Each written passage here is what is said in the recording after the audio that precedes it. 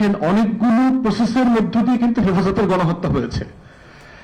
আসার পরে পিলখানা গণহত্যা হয়ে গেছে, এবং এই প্রত্যেকটা গণহত্যার কিন্তু ধারাবাহিকতা আছে। দেখবেন পিলখানা গণহত্যা হয়েছে, যেটা রাষ্ট্র আকারে, সমাজ আকারে, রাজনীতির জায়গা থেকে সিভিল সোসাইটি এইটা নিয়ে কোনো সিরিয়াস ক্যাম্পেইন, তর্ক বিতর্ক, বিচারের দাবি দাওয়াকে জনপ্রিয় করে তুলতে পারে নাই। এবং আমার আর্ম ফোর্সেস, আমার সভরেন ফোর্সেস গুলোকে যখন মাটির সাথে মিশায় দিয়েছে, পৃথিবীর ইতিহাসে কোনো যুদ্ধে 57 জন মিলিটারি অফিসার একদিনে 2 দিনে মারা গেছে এমন কোনো হিস্ট্রি নাই, সারা পৃথিবীতে নাই, কোন যুদ্ধও হয় নাই। এটা এত পরিমাণ মিলিটারি অফিসার একদিনে হ্যাভ বিন কিলড কখনো হয়নি। আমার কতগুলো ফোর্স, আপনারা জানেন যে বিজিবিতে ক্রস সেকশন বিভিন্ন ফোর্সেস থেকে ডেপুটেশন অফিসার দেওয়া হয়, সাথে হচ্ছে আমার বিজিবি। তাহলে আমার আর্ম ফোর্সেস এবং আমার সীমান্তরক্ষী বাহিনী এর পুরোটার উপরে যে হত্যাযজ্ঞ চলেছে রাষ্ট্র আকারে। এবং ফজলুর রহমান কমিশন পরিষ্কার করে বলে দিয়েছে এখানে ইন্ডিয়ান এলিমেন্টস ছিল, এখানে আওয়ামী এলিমেন্টস ছিল, যারা জয়েন্টলি মিলে আমার সভরেন্টিকে অ্যাটাক করেছে। বিডিআর এর সাবেক চিফ মনির হোসেন সাহেব ইন্টারভিউতে বলেছেন যে এখানে ইন্ডিয়ান এলিমেন্টস খুব পরিষ্কার করেছিল এবং আওয়ামী এলিমেন্টস ছিল, সবাই মিলেছিল। অসংখ্য এভিডেন্স আছে। ওখানে মিলিটারি অফিসার যিনি শহীদ হয়েছেন তার ওয়াইফ পরিষ্কার করে বলেছেন তাদেরকে যখন আক্রমণ করতে আসে তখন হিন্দি ভাষায় কথা বলছিল। ওলামায়ে কেরাম হেফাজতে যাদেরকে গ্রেফতার করা হয়েছিল তারা পর্যন্ত ইন্টারোগেশনের ব্যাপারে বলেছেন যাদেরকে হিন্দিতে ইন্টারোগেট করা হয়েছে। তাহলে এই পুরো বিষয়টা যে এটা ন্যাশনাল সিকিউরিটির প্রশ্ন, জাতীয় নিরাপত্তার প্রশ্ন, সভরেন্টির কোশ্চেন। এবং দেখেন কারা, যারা প্রত্যেক দিন আমাকে আপনাকে 71-এর বটিকা বিক্রি করে, ওই ফেরিওয়ালারা, যেই ফেরিওয়ালা প্রত্যেক দিন আমাকে আপনার কাছে স্বাধীনতার চেতনা বিক্রি করে, ওই বটিকা বিক্রেতাওয়ালারাই প্রত্যেক দিন আমার স্বাধীনতাকে বিক্রি করে দিয়েছে। চেতনা ব্যবসা করতে করতে স্বাধীনতা সার্বভৌমত্ব বিক্রি করে দিয়েছে। দাসখত দিয়ে আসছে ওই পারে। 2008-এর সেই বিখ্যাত ইনফেমাস ফেব্রুয়ারি মিটিং, যেটা কোয়ালিশন ইয়ার্স করলে আপনারা দেখবেন প্রণব মুখার্জি যে পরিষ্কার করে বলেছে যে কিভাবে এই আওয়ামী লীগকে ক্ষমতায় আনার পরিকল্পনা মঈন আহমদকে 17টা ঘোড়া দিয়া করে ফেলছে। 17টা ঘোড়ায় চড়তে পারতেছে? থাকে তো আমেরিকাতে, ঘোড়া চড়বে কেমনে? ঘোড়া তো এখানে। তো সেই জায়গায় দেখেন এরকম একটা বড় ঘটনা ঘটে গেল। 2010-এ হচ্ছে জামাত নেতাদেরকে মিথ্যা মামলাগুলোতে বিচার শুরু হলো।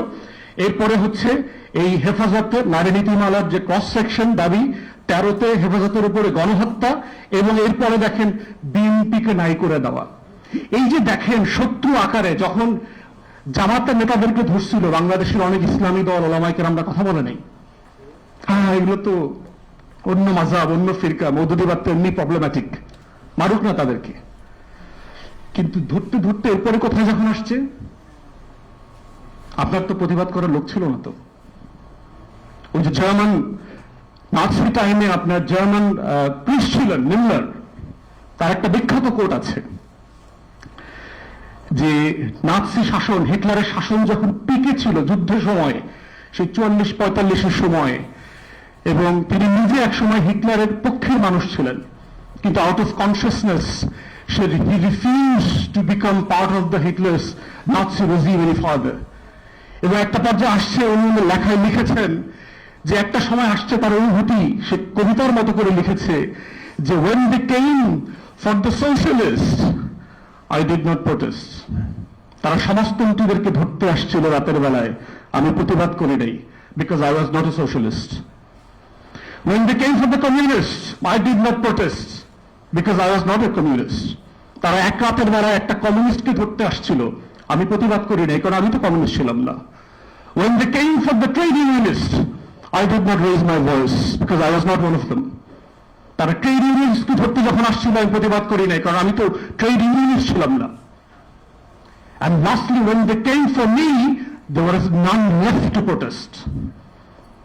সর্বশেষ যখন আমাকে ধরতে আসছে সেই রাতে প্রতিবাদ করবার মতো আর কোনো মানুষ বেঁচে ছিল না। তাহলে এই যে মাঝারি পার্থক্য, ধর্মীয় পার্থক্য, রাষ্ট্রের ব্যক্তিলাফি বিষয় নিয়ে প্রতিবাদ না করতে করতে আপনারা রাষ্ট্রকে কোথায় নিয়ে আসছেন? এই সিভিল সোসাইটি যারা পিলখানা গণহত্যার প্রতিবাদ করে নাই বলেই শাপলা চত্বরে গণহত্যা হয়েছে। শাপলা চত্বরের গণহত্যার প্রতিবাদ করে না বলেই গত 16-17 বছরে একের পর এক গুম, খুন, ক্রসফায়ার, এক্সট্রা জুডিশিয়াল কিলিং এর নামে গণহত্যা হয়েছে। বিরোধী দলের হাজার হাজার নেতাকর্মীকে খুন করে নাই করে দেওয়া হয়েছে, তারা প্রতিবাদ করে নাই। প্রতিবাদ করে না বলেই গত 24-এর হাজার হাজার জনগণকে জীবন দিয়ে আবার প্রতিবাদ করতে হয়েছে। এইভাবে প্রতিবাদ না করার ফল হচ্ছে আরো নতুন করে মানুষের জীবন দিতে হবে। তাহলে সেই হেফাজতের ম্যাসাকারে কিন্তু আমাদের ওলামায়ে কেরামদেরও ভূমিকা আছে। আগে থেকে তারা অন্যায়গুলোর প্রতিবাদ করে নাই, তারা মাঝারি পার্থক্যগুলোকে আপহোল্ড করে রাখছে। বিএনপি পলিটিক্যালি প্রতিবাদ করে নাই, তাকে যে লেভেলে এইখানে প্রতিবাদ করা দরকার ছিল, তার রাজনৈতিক নেতাকর্মীরা সোল্ড আউট হয়ে গিয়েছিল, তার খেসারত বিএনপিকে দল আকারে 17 বছর দিতে হয়েছে। তাহলে কালেকটিভ কনসিয়াসনেসের জায়গায়, যেখানে আজকে টপিক বলা হচ্ছে যে আমার রাজনৈতিকতার যে প্রশ্ন, এই কনসিয়াসনেসের জায়গায় আমাকে তো প্রত্যেকদিন রাইট রিজনের জন্য প্রতিবাদ করার প্রস্তুত থাকতে হবে। যদি না থাকেন তাহলে exactly you are expecting the same thing that happen to others in the past, সেটাই হবে, এর আর কোনো বিকল্প নাই। কিন্তু 24-এর মধ্যে যদি আমরা প্রতিবাদ জারি রাখি তাহলে বাংলাদেশে আর কোনো ফ্যাসিবাদ তৈরি হতে পারবে না। চুপচাপ হয়ে যাবেন, আবার নতুন করে ফ্যাসিবাদের বীজ বপন হওয়া শুরু হয়েছে। দেখছেন অল্প অল্প করে ছোট ছোট গাছ, আরাথানকুনি পাতার মতো গাছ ছোট ছোট করে জন্মাইতেছে। যদি এখন থেকে নিড়ানি না দেন, এই গাছগুলো ফ্যাসিবাদের বট বৃক্ষ হয়ে যাবে আগামী কয়েক বছর পরে। এটাই হিস্ট্রি, বারবার তাই হয়েছে। তাই আমার আমার যখন রাজনৈতিকতার প্রশ্ন আসতেছে, এটা অধিকারের প্রশ্ন, শুধু আমার না, কালেকটিভ রাইটসের কোয়েশ্চেন।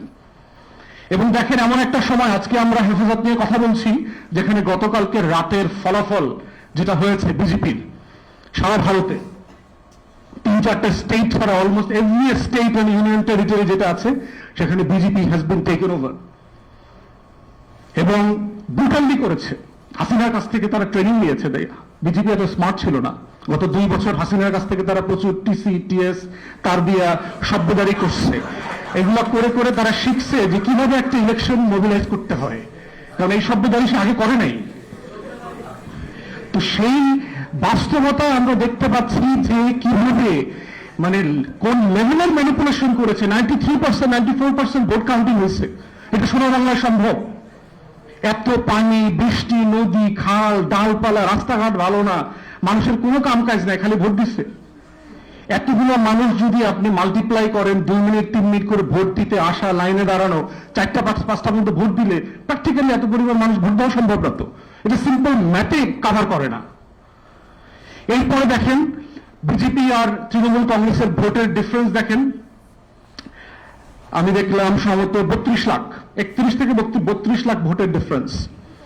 এসআইআর সম্প্রতি যেটা করেছে, সাবস্ট্যান্সিয়াল ইন্টেন্সিভ রিভিশনের নামে যেটা করেছে, ভোটার তালিকা থেকে 1 কোটির উপরে মানুষকে বাদ দিয়েছে।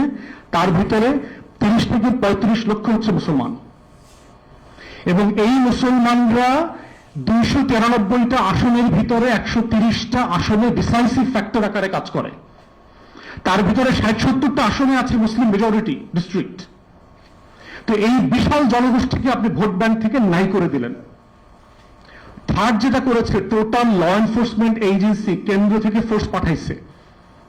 সেন্ট্রাল গভর্নমেন্ট দিল্লি থেকে 2.5 লক্ষ ফোর্স পাঠাইছে টোটাল নির্বাচনী আইন শৃঙ্খলা ম্যানেজ করবার জন্য। অতএব স্টেটের পুলিশিং ফাংশনাল ছিল না। ফোর্থ হচ্ছে 650-এর উপরে ব্যুরোক্র্যাটস, আমলা, এদিক সেদিক রদবদল করে এই নির্বাচনে প্রিজাইডিং অফিসার, টিচার যাদেরকে দেওয়া হয় না দেওয়া হয়, পুরো নিয়ন্ত্রণটা কেন্দ্রীয় সরকার করেছে। তাহলে এক্স্যাক্টলি দেখেন, যদি 14, 18 এবং 24-এর 3টা পিএইচডি কোনো প্রধানমন্ত্রীর না থাকে, এই লেভেলে মোদীকে অ্যাডভাইস করার মতো এক্সপার্ট প্রশান্ত কুমারেরও নাই।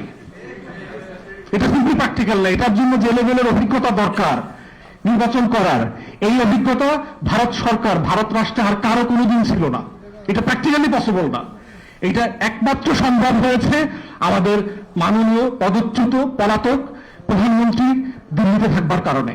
তিনি সরাসরি ক্লাস নিতে পারতেছেন, যেটা অন্য কোনো ইউনিভার্সিটি থেকে মোদীর পক্ষে এই ক্লাস নেওয়া, এটা শেখা তার পক্ষে সম্ভব না।